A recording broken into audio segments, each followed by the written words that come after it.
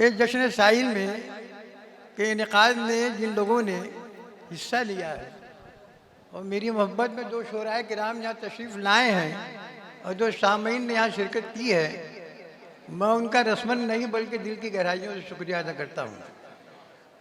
नईम अंसारी, इमरान फैज़ और जबलपुर के हमारे दोस्त फिरोज़ कमाल की तहरीक की बुनियाद पर इस मशायरे का इनेकाद हुआ है।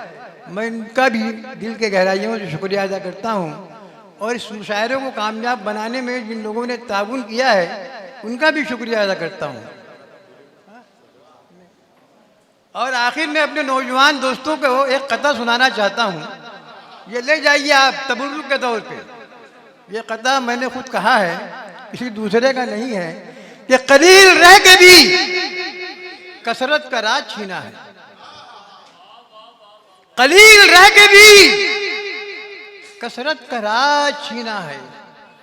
हमेशा बढ़ के गुरूरे मिजाज छीना है।